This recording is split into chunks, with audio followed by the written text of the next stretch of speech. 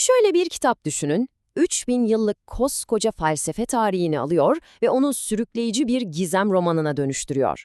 İşte bugün tam olarak bunu başaran o eşsiz kitabı, Sophie'nin Dünyası'nı konuşacağız. Hadi o zaman dalalım bu dünyaya. Kitapta en başında bize şunu söylüyor. Felsefe yapmak için kalın kitaplara ya da karmaşık teorilere ihtiyacınız yok. İhtiyacınız olan tek şey o çocuksu merak duygunuz, yani hayret etme yeteneğiniz. Tıpkı bir bebeğin dünyayı ilk kez görmesi gibi her şeye şaşkınlıkla bakabilmek. Yazar, felsefeyi anlatmak için müthiş bir benzetme kullanıyor. Düşünün ki evren, sihirbazın içinden tavşan çıkardığı o kocaman, boş bir silindir şapka. Peki biz insanlar neredeyiz? Biz de o tavşanın kürkünün en tepesindeki minicik pireler gibiyiz. Zaten kitabın asıl olayı da bu. Amacı size sadece filozofların isimlerini ezberletmek değil, varoluşun kendisine karşı duyduğumuz o şaşkınlığı yeniden canlandırmak. Hani babasının havada süzüldüğünü gören bir çocuk buna şaşırmaz ya.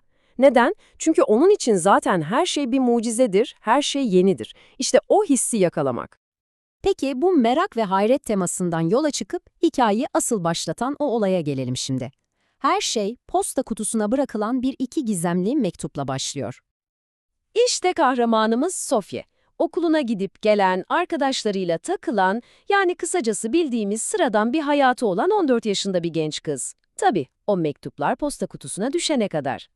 Sophie'nin posta kutusunda bulduğu ilk isimsiz notta sadece bu iki kelime yazıyor. İki kelime. Ama aslında binlerce yıllık bir felsefi sorgulamanın kapısını aralıyor. Ve tabii ki bu soru Sophie'nin bütün dünyasını yerinden oynatıyor. İşler bununla da kalmıyor tabii. Hemen arkasından ikinci bir mektup daha geliyor. Soru bu sefer çok daha büyük, gizem daha da derin. Artık mesele sadece ben kimim değil, bu koca dünya nereden geldi sorusuna dönüyor. İşte bu noktada kitabın ana kurgusu şekillenmeye başlıyor. Sophie, kim olduğunu bilmediği gizemli bir öğretmenden adeta mektuplarla uzaktan eğitim almaya başlıyor. Konu ne mi? Felsefe tarihi. En başından. Ama sakın aklınıza sıkıcı bir ders gelmesin. Bu, adeta insan düşüncesinin tarihinde yapılan destansı bir macera. Gelin bakalım bu yolculukta neler var? Ve işte o gizemli öğretmenle de tanışıyoruz, Alberto Knax. Sophie'nin bu akıl almaz yolculuktaki kılavuzu o olacak. Onu alıp antik Yunan sokaklarından ta 20. yüzyıl Paris'ine kadar götürecek. Düşünebiliyor musunuz? Sophie'nin ders programı da aşağı yukarı böyle bir şey. Yani Thales'in çıkıp her şey sudan geldi demesinden, Sartre'ın insan özgürlüğe mahkumdur noktasına gelene kadar gerçekten devasa bir zihinsel serüven bu. Bu yolculuğun en güzel yanı ne biliyor musunuz? Fikirlerin yüzyıllar içinde nasıl değiştiğini, nasıl evrildiğini size göstermesi. Mesela bir yanda Platon'un o gerçeklik idealar dünyasındadır demesi var, öbür yanda yüzyıllar sonra Marx'ın çıkıp hayır, her şeyi maddi koşullar belirler demesi var. Kitap bu zıtlıkları o kadar güzel gösteriyor ki fikirlerin nasıl birbiriyle çarpışarak ilerlediğini anlıyorsunuz. Şimdi tam biz bu felsefe derslerine kendimizi kaptırmışken kitap öyle bir hamle yapıyor ki her şey alt üst oluyor. Sophie bir yandan gerçekliğin ne olduğunu öğrenirken bir yandan da kendi yaşadığı gerçekliğin sarsıldığını fark etmeye başlıyor. Gerilimin tırmandığı yerde tam burası. Sophie ve Alberto'nun dünyasına bir türlü açıklayamadıkları gariplikler sızmaya başlıyor.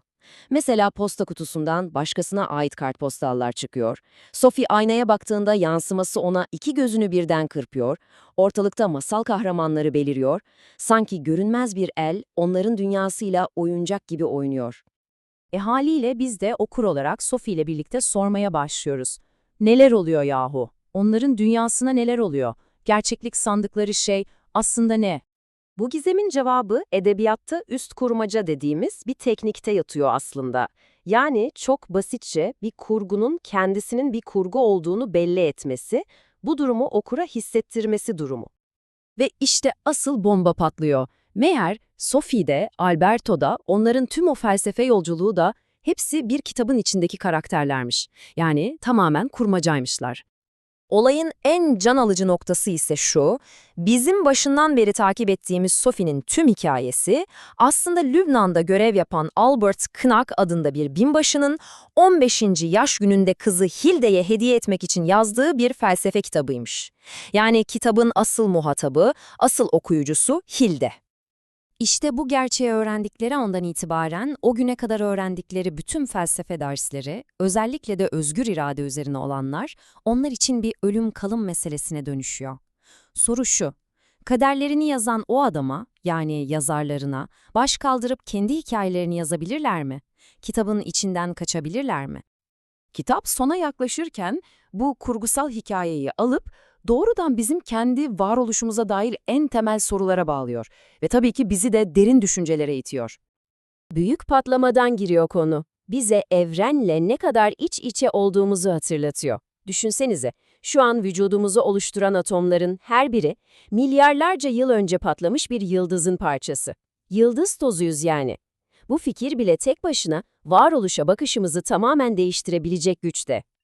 İşte Sophie'nin dünyasının asıl gücü de tam olarak bu. Soyut felsefi kavramları alıp elle tutulur, kişisel bir anlam ve özgürlük arayışına bir maceraya dönüştürüyor.